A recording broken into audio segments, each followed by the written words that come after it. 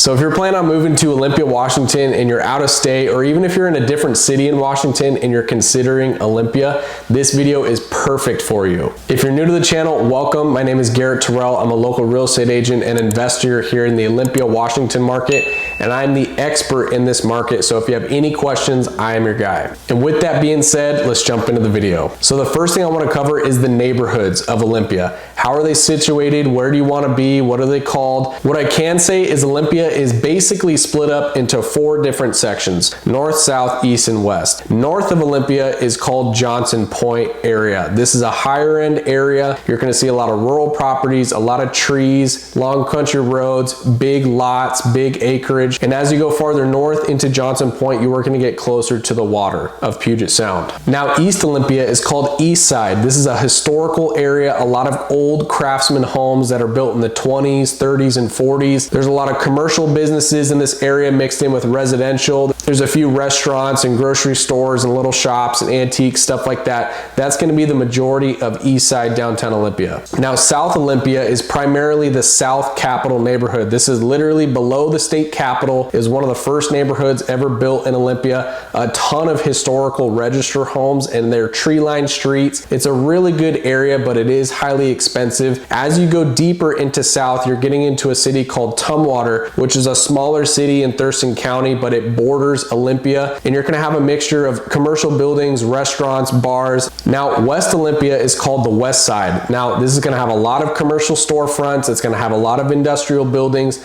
There's going to be a bunch of residential as well, but the main part of West Side Olympia, is there's a lot of industrial and commercial buildings, a bunch of restaurants, grocery stores, commercial storefronts. It's pretty large in this area, and it's very, let's say, civilized. Now, if you drive a little bit farther out on the west side, that's where you're going to see a lot of residential neighborhoods, a lot of condominiums, townhomes, apartment complexes, things of that nature. So that's pretty much west side of Olympia. And again, those are the main 4 sections of Olympia. The next main point are the things to do in Olympia. Now, there's a lot of hiking, a lot of trails. You can head up to Mount St. Helens. There's a lot of national parks. There's a lot of hiking, and there's a lot of water stuff. So some of the main things to do in Olympia is obviously hiking because of our nature and our climate. Okay, there's a lot of hiking trails in the Olympia area. There's also a lot to do with water because we are a water city. So you can go out on a boat, you can go out on a cruise, you can go out on a tour, you can go out on the bay and ride all the way up to Seattle along the water and skip all the traffic. So also another fun thing to do in Washington is go hiking at a mountain. There's a bunch of mountains in Washington. Some of the main ones are Mount Rainier and Mount St. Helens. There's a ton of hiking trails you can go to at these mountains,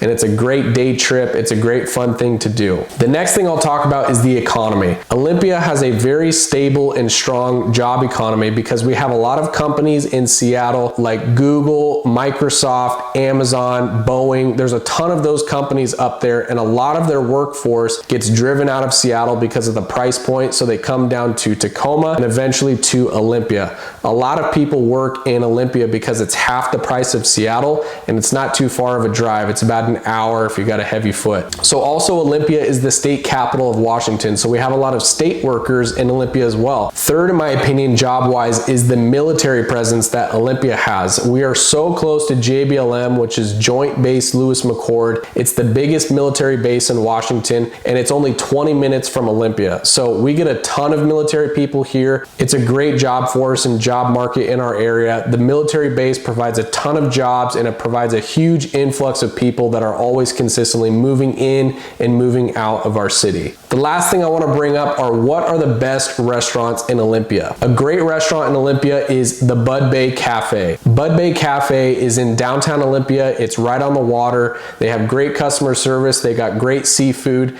and it's just overall a good restaurant experience right in the middle of the city. The second great restaurant I would recommend is called Don Juan's. Don Juan's is a local Mexican restaurant that they have a couple locations in Thurston County, and it's very high quality Mexican food. It is a little bit pricey, but the food makes up for it. It's a great restaurant. It's a great atmosphere. It's close to Olympia, and it's just a couple minute drive from downtown Olympia. So if you love great Mexican food, I would definitely recommend Don Juan's. Another great restaurant I would recommend is called Mercados. Mercados is right next to the Olympia Farmers Market in downtown Olympia, right on the water. It's an amazing Italian restaurant restaurant, definitely high end and expensive, but the food there, the wine, the customer service is superb, and it is one of the best restaurants in Olympia by far. The next restaurant I would recommend, obviously because I'm Italian, is called Pellegrino's. Pellegrino's is a great classical Italian restaurant that borders downtown Olympia. It's not too far from the city,